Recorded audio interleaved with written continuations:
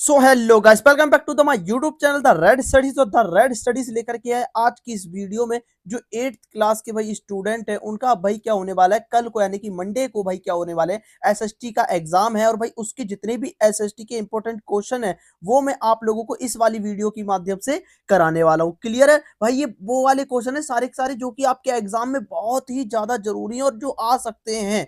ये वो वाले सारे के सारे क्वेश्चन है। क्लियर है? और भाई इसी को मैं आज रात 8 बजे की जो लाइव लूंगा उस पर भी एक्सप्लेन करने वाला हूं। तो आप लोग उस पर अगर नहीं जा रहे, मतलब कि अगर इन पर कोई डाउट आपका रह जाता है तो आप उस लाइव में आकर के पूछ सकते हो।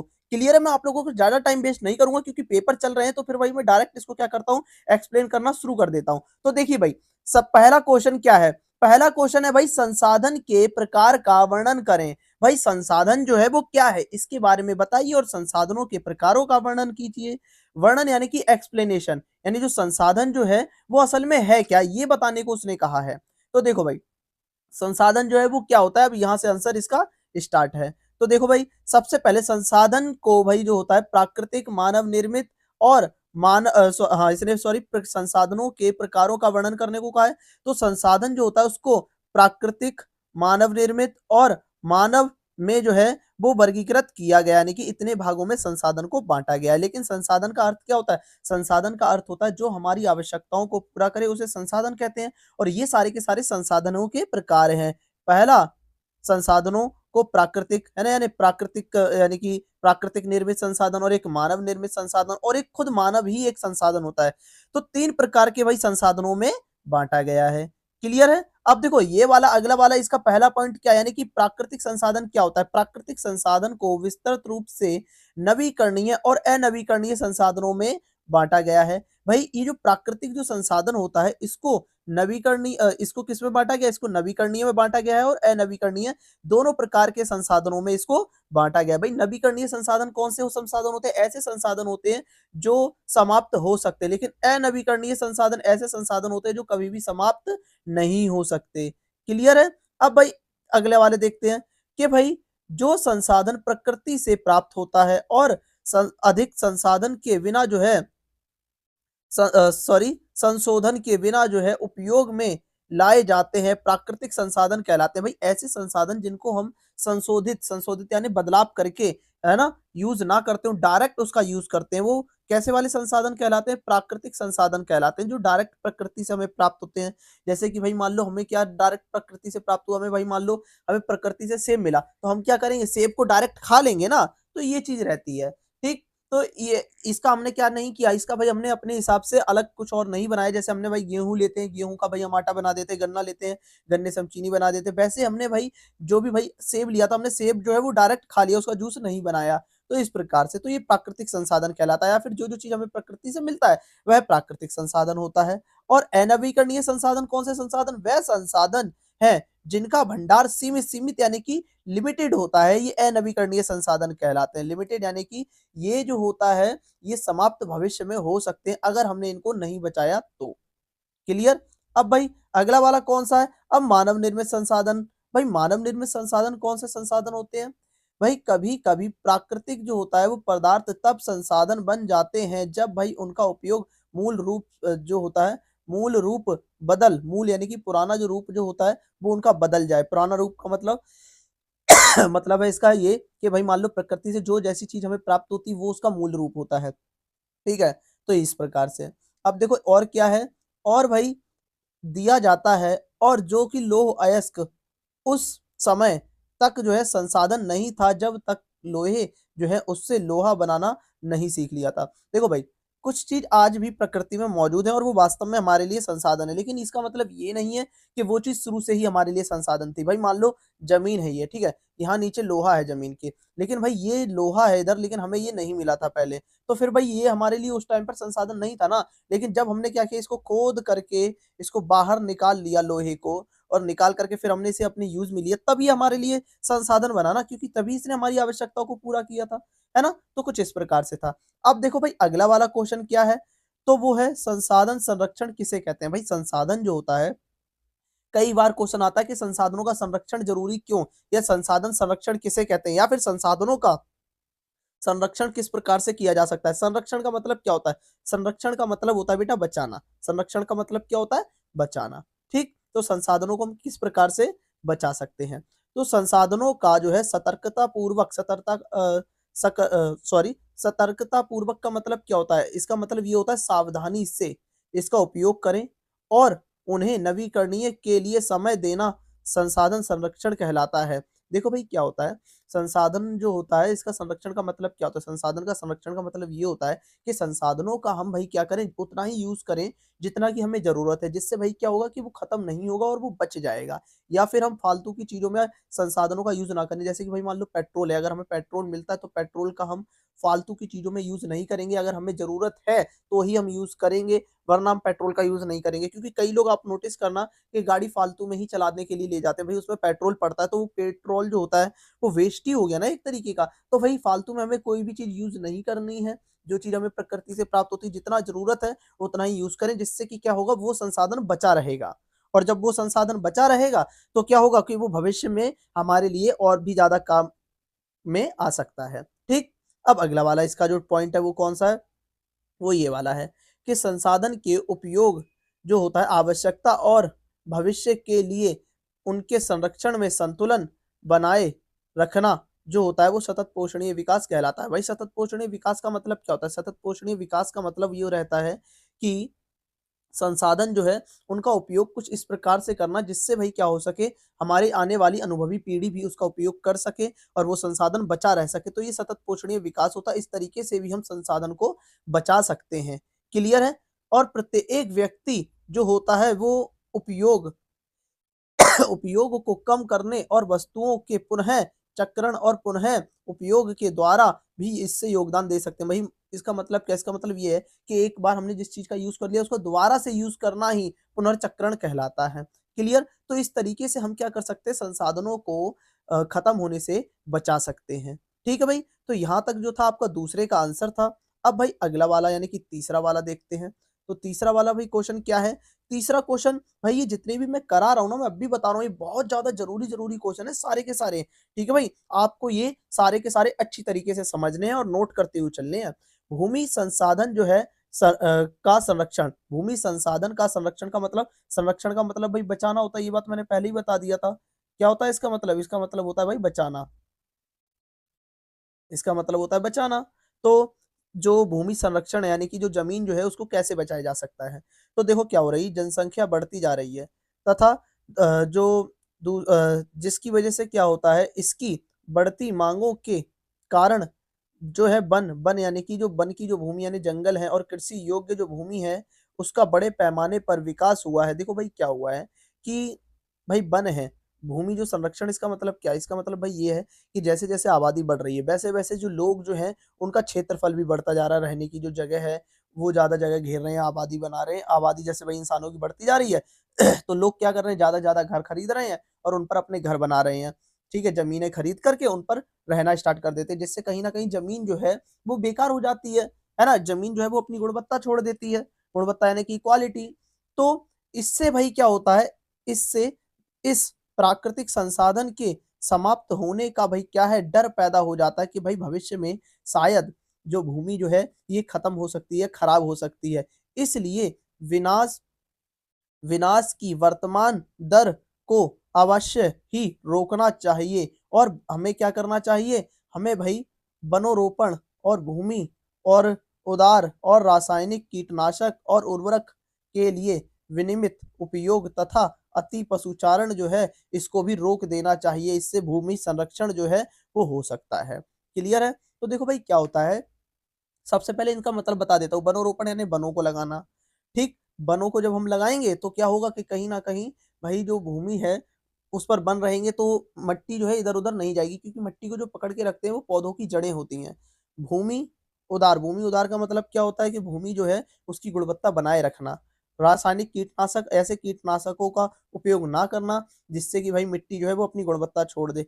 उर्वरकों के विनियमित उपयोग उर्वरक जो कि भई क्या होते हैं, जो कि मिट्टी जो होती है उसको उसकी उपजाऊ क्षमता जो होती है वो वापस ले आती है, इसका उपयोग करना। अति पशुचारण पर रोक, भाई पशुओं को ज़्यादा एक ही जगह पर ना चराना, ठीक है? तो इन तरीकों से हम क्या कर सकते हैं, हम भाई रोक सकते हैं, किसको रोक सकते हैं? मिट्टी को खराब होने से या मृदा जो है, भूमि जो है उसको खराब होने से रोक सकते हैं।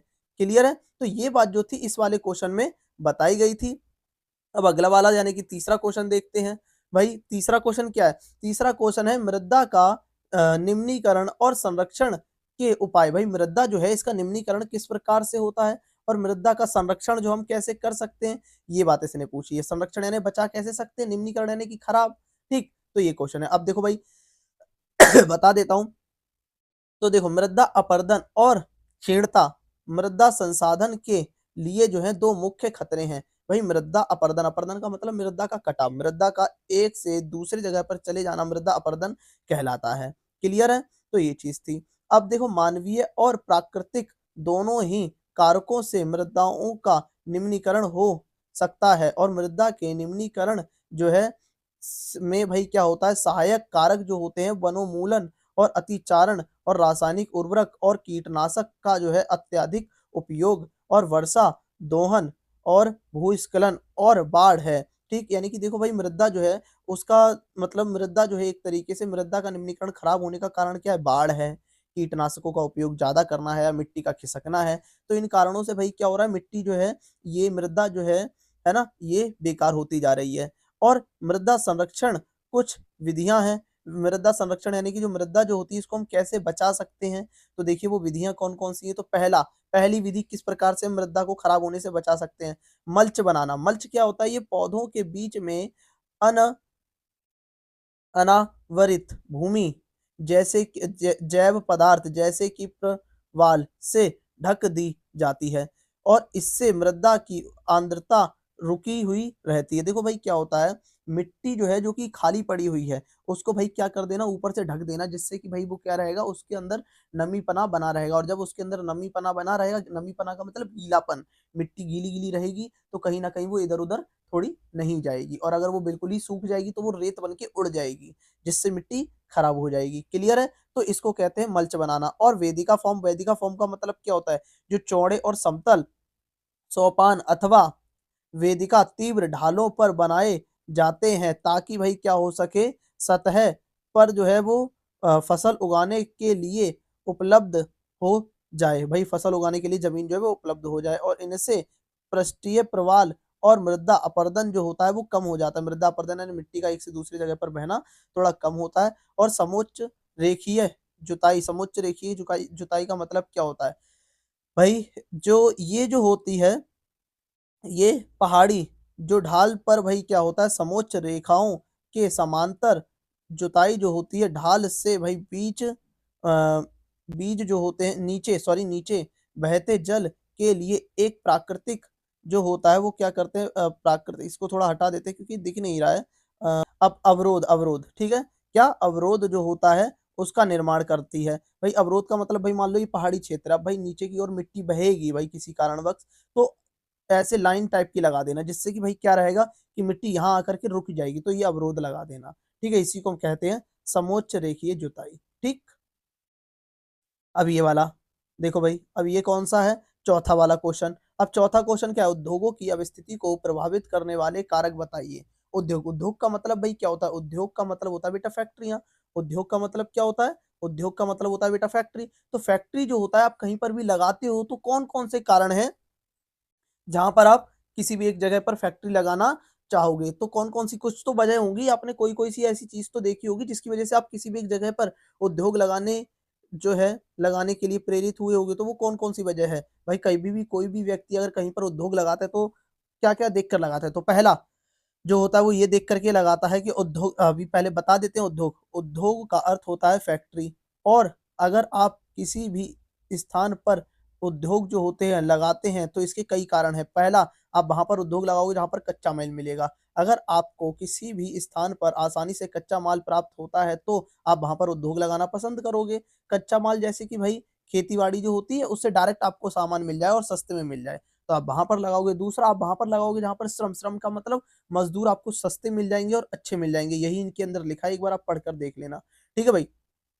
और क्या है कि बाजार, बाजार भाई आप वहां पर भी उद्योग लगाना पसंद करोगे जहां पर फैक्ट्री के आसपास थोड़ा बाजार हो। क्यों हो बाजार, क्योंकि भाई आप आपने जो सामान बनाया है, उस सामान को बेचना भी तो है। और भूमि, भाई आप जो उद्योग खोलोगे, अगर आपके पास भूमि ही नहीं होगी, तो आपका उद्योग खोलने का तो कोई फ़ायदा ही नहीं हुआ। इसलिए भाई भूमि का जो है होना भी बहुत ज़्यादा ज़रूरी है।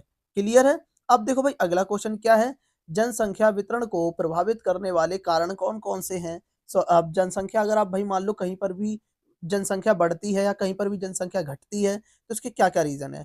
तो सबसे पहला रीज़न है, देखो, भौगोलिक कारक। भौगोलिक कारक का मतलब क्या? भौगोलिक कारक का मतलब ये होता है कि प्रकृति से जुड़ा हुआ। किससे? प्रकृति से। तो भाई भौगोलिक का मतलब भाई हमेशा याद रखना, जब भी भौगोलिक का मतलब आ जाए ना, तो हमेशा समझ जाना ये बात कर रहा है किसकी? प्रकृति की। किसकी बात कर रहा है? प्रकृति की बात कर रहा है। ठीक है? तो प्रकृति जो है इसके बारे में अब देखो भाई प्रकृति से जुड़े हुए कौन-कौन से कारण हैं जिसकी वजह से कहीं पर भी जनसंख्या प्रभावित होती है। पहला, स्थलाकृति।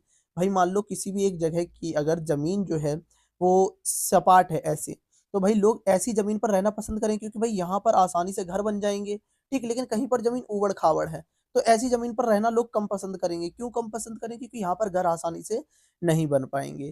क्लियर है? और एक होती है जलवायु। जलवायु वही जो लोग जो होते हैं वो कैसी जलवायु चाहते हैं? वो ये चाहते हैं कि ना तो ज़्यादा वो ठंडी हो, ना ज़्यादा गर्म हो, सामान्य जलवायु रहे। तो ऐसी जगह पर वो ज़्यादा रहना पसंद करेंगे और ऐसी जलवायु किन-किन राज्यों में है भारत के? उत्तर प्रदेश में है, ठीक है? दिल्ली में भी है, ठीक है? मुंबई की साइड में भी है। तो ऐसी जगहों पर आप नोटिस करोगे कि लोग भी ज़्यादा रहते हैं, ठीक? लेकिन जैसे जम्मू-कश्मीर है, ठीक? और जैसे राजस्थान है ना? और असम है, इन जगहों पर लोग बहुत कम रहते हैं। क्यों कम रहते हैं? क्योंकि भाई यहाँ पर भाई क्या है, यहाँ पर बहुत कहीं पर बहुत ज़्यादा जैसे राजस्थान में बहुत ज़्यादा गर्मी पड़ती है इसलिए लोग बहुत कम रहते हैं। असम में भाई बारिश बहुत ज़्यादा होती है इसलिए लोग जो होते हैं यहाँ पर थोड़ा कम रहना पसंद करते हैं। ठीक है? तो ये चीज़ थी। और भाई मृदा, मृदा भी आबादी को प्रभावित करती है। भाई जहाँ पर उपजाऊ मृदा होगी वहाँ पर लोग रहेंगे और जहाँ पर लोगों को आसानी से जल की प्राप्ति हो जाएगी वहाँ पर भी लोग रहना पसंद करते हैं। ठीक? या फिर जहाँ पर लोगों को आसानी से खनिज प्राप्त हो जाएगा तो वहाँ पर भी लोग रहना पसंद करते हैं। अब भाई अगला कारण जनसंख्या को प्रभावित करने का सामाजिक और सांस्कृतिक और आर्थिक कारक। भाई सामाजिक, सांस्कृतिक और आर्थिक कारक क्या-क्या है? भाई सबसे पहला इससे जुड़ा हुआ है आर्थिक। आर्थिक का मतलब रुपए पैसे से। भाई जहाँ पर आपको रोज़गार मिल जाएगा अच्छे से, तो आप वहाँ पर रहना पसंद करोगे, है ना? या फिर जहाँ पर आपके धर्म मान लो आप किसी भी एक धर्म के हो, जैसे हिंदू धर्म के हो, तो आप वहीं पर रहना पसंद करोगे जहाँ पर ज़्यादा मंदिर होंगे। क्यों होंगे? क्योंकि भाई आपकी संस्कृति वही है ना, तो आप कहीं न कहीं वहाँ पर रहकर अपनापन फ़ील करोगे। इसलिए जो है आप वहाँ पर रहना पसंद करोगे। तो कहीं न कहीं ये चीज़ भी जनसंख्या को प्रभावित करती है और सामाजिक कारक समाज में अगर लड़ाई-दंगे होंगे, तो आप उस क्षेत्र को छोड़कर चले जाओगे और ऐसे क्षेत्र में रहना पसंद करोगे, जहाँ पर लड़ाई-दंगे कम होते हों। ठीक है? तो ये चीज़ होती है। क्लियर है? अब अगला वाला क्वेश्चन भाई आप ना क्वेश्चन नंबर पर मत जाना क्योंकि क्या है कि कई बार हमने क्वेश्चन जो है वो थोड़े गलत से डाल दिए हैं। तो आप अपने हिसाब से क्वेश्चन नंबर जो है वो देखते हुए चलना कि कहीं क्वेश्चन नंबर हमने एक आधा मिस्टेक ना कर दिया हो। जैसे ये छठा आ गया है, अब छठा देख लीजिए, ठीक? अब देखिए हाशियाकरण जो शब्द है इससे आप क्या समझते हैं? हाशियाकरण जो शब्द है इसका मतलब भाई क्या होता है? हाशियाकरण जो शब्द है भाई इसका अर्थ होता है कि भाई जो भाई अर्थ है होता है कि समाज में जिन लोगों को समान अधिकार प्राप्त नहीं होते या फिर समाज में उन्हें समान महत्व नहीं मिलता है जिसके कारण उनका विकास नहीं हो पाता है और हाशिए इनको कहते हैं। उदाहरण के लिए आदिवासी और नीची जाति के लोग। यानी कि भाई जो नीची जाति के लोग होते हैं या फिर आदिवासी लोग होते हैं उनको आम नागरिकों के जैसे अधिकार प्राप्त नहीं हो पाते जिसकी वजह से वो अपना विकास नहीं कर पाते, यही हाशियाकरण कहलाता है। क्लियर है? ये वाला क्वेश्चन भी खत्म हो गया। अब अगला क्वेश्चन देखते हैं ये वाला। अब देखो इसमें क्या बोला गया है कि न्यायपालिका किसे कहते हैं और इसका स्वतंत्र न्यायपालिका का महत्व बताइए। भाई न्यायपालिका का अर्थ क्या होता है? न्यायपालिका का अर्थ होता है जो न्याय करती है वो न्यायपालिका। ठीक है? अब इसका महत्व क्या है? तो भाई इसका जो महत्व है जो कि न्यायपालिका हमारे भारत की स्वतंत्र है, तो इसका महत्व क्या है? यह स्वतंत्र रूप से जो है न्याय करती है जिसके कारण भाई क्या होता है समाज सभी को समान न्याय मिल जाता है। क्लियर है? सरकार को अपने मन माने तरीके से काम करने से भी भई रोकती है। कौन रोकती है? न्यायपालिका। सरकार जो है वो अपने मन से अगर कुछ भी गलत कानून बनाती है तो उसको न्यायपालिका रोकती है। तीसरा भाई पॉइंट है सरकार के 3 जो होते हैं उन पर तीनों पर भई 3 जो स्तर होते हैं जैसे कि भई राज्यपाल सॉरी 3 स्तर होते हैं। कौन-कौन से 3 स्तर होते हैं? केंद्र सरकार, राज्य सरकार और क्षेत्रीय सरकार। इन तीनों पर जो होती है वो निगरानी यानी कि कंट्रोल भी रखती है। कौन रखती है? न्यायपालिका। तो ये भी एक महत्व है। स्वतंत्र न्यायपालिका जो है इसी के कारण सभी लोग जो है उनको उनके मौलिक अधिकारों की रक्षा हो पाती है। तीनों स्तर की जो सरकार है उनके बीच की जो लड़ाई होती है उसको भी रोकने का काम न्यायपालिका ही करती है। क्लियर है? तो ये क्वेश्चन जो था इसमें बताया गया था, कई बार ये आता है 5 नंबर में क्वेश्चन आता है कि भाई स्वतंत्र न्यायपालिका का महत्व बताइए या फिर स्वतंत्र न्यायपालिका का कार्य बताइए, तो ये एक ही अर्थ है इसका। ठीक है, अब अगला क्वेश्चन। तो देखिए अभी जो है मैंने आप लोगों को कौन सा वाला क्वेश्चन कराया था, क्वेश्चन नंबर 7 कराया था। ठीक है भाई, अब यहाँ से क्वेश्चन नंबर 8 आ जाता है, क्वेश्चन नंबर 8 आ जाता है। ठीक।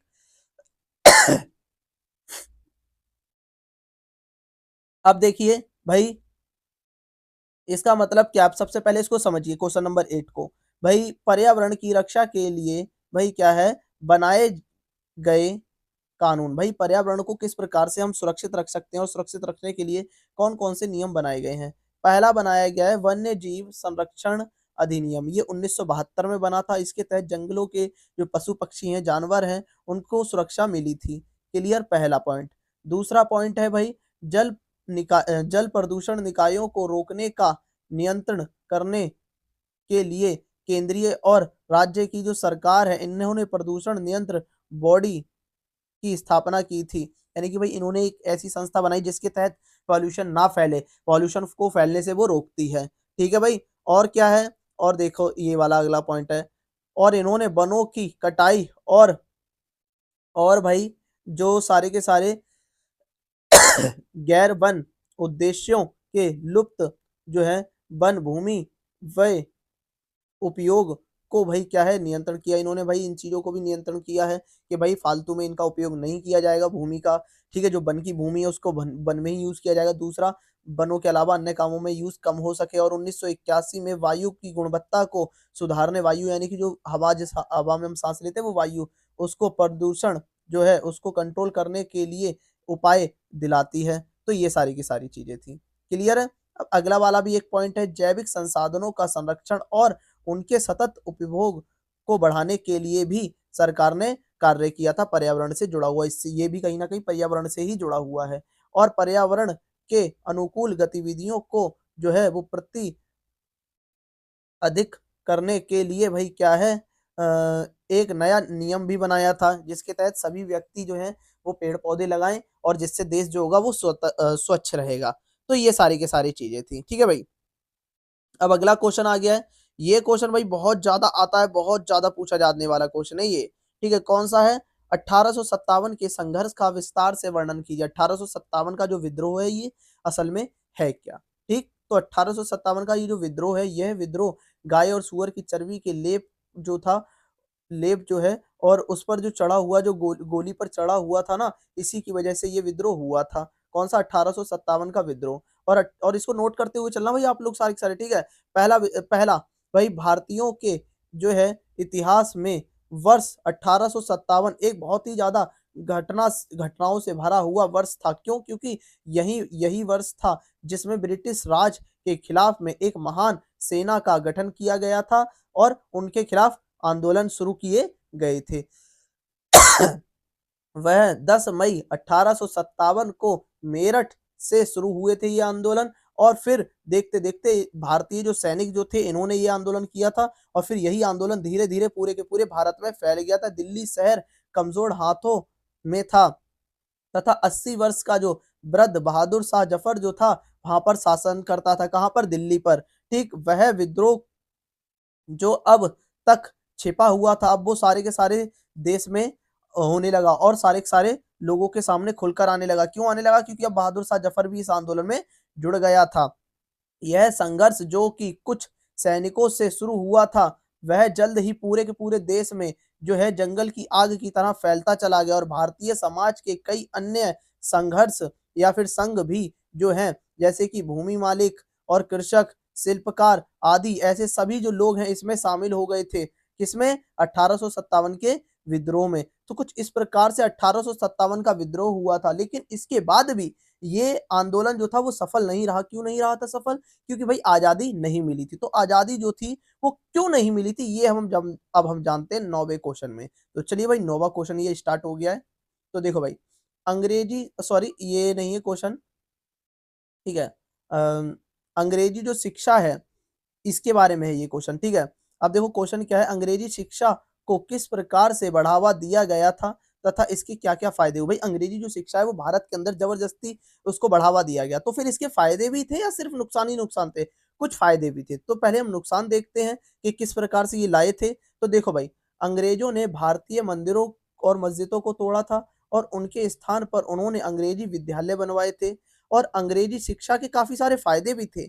यह कई सारे भारतीयों यद्यपि संख्या में अत्यधिक कम को आधुनिक शिक्षा के संस्पर में ले आया। यानी कि भाई जो हमारे यहाँ पर ज़्यादा प्रचलित नहीं थी, उसको ये यहाँ पर ले आए थे। कहाँ पर? भारत के अंदर उस भाषा को ला कर के इन्होंने सभी लोगों को वो भाषा सिखाई, जिससे कि भाई क्या हो गया कि कहीं न कहीं भारतीय लोग अपना विकास कर पाएँगे। वह संसार के अन्य भागों की प्रगति के विषय में भी जागरूक हुए। भाई उन्होंने ये भी बताया कि भाई हमें जो है इस शिक्षा से ये भी पता लगा कि अन्य भागों में कितनी प्रगति हो रही है, यानी कि कितना विकास हो रहा है, हमें भी उस हिसाब से कितना करना चाहिए। वह भारत के नवीनीकरण के तरीकों के विषय में भी सोचने लगे थे। तो ये चीज़ थी नवीनीकरण, यानी कि संसाधनों को बचाया जाए इसके बारे में भी। और उनमें से कुछ समाज सुधारकों के लिए तथा बाद में भारत के राष्ट्रवाद के लिए भी सामने आए थे। ये सारे के सारी शिक्षा के कुछ फ़ायदे हुए। अंग्रेजी शिक्षा से जब भारतीय लोगों ने शिक्षा ली, तो कहीं न कहीं बाद में उन्होंने ही अंग्रेज़ों के खिलाफ में विद्रोह किया था। क्लियर है? तो ये सारे के सारे विद्रोह कुछ इस प्रकार से हो पाए, या फिर इसके जो थे फ़ायदे, ये सारे फ़ायदे जो थे हो पाए थे क्योंकि हमने उनसे ही शिक्षा ली और लेकर के फिर हमें पता लगा कि हम किस प्रकार से इनका विरोध कर सकते हैं। ये फ़ायदा भी हुआ उनसे शिक्षा लेने का। किससे? अंग्रेज़ों से। तो ये सारी की सारी चीज़ें थी जो कि भई आपके एग्ज़ाम में भई आ सकती हैं, जो कि बहुत ज़्यादा इम्पोर्टेंट हैं, ठीक है? मैंने पूरी कोशिश की है कि जितना ज़्यादा हो सके इम्पोर्टेंट आपको क्वेश्चन जो है वो मैं करा सकूँ, और मैंने एक्सप्लेन भी किया है। बट अगर कुछ भी रह गया तो आज रात को ही 8 बजे जो है भई मैं लेने वाला हूँ आज लाइव क्लास, तो आप लोग उसमें ज़रूर जुड़ें और बने रहिए मेरे इस चैनल पर, और आपको ऐसी वीडियो मिलती रहेगी, ठीक है? जय श्री राम।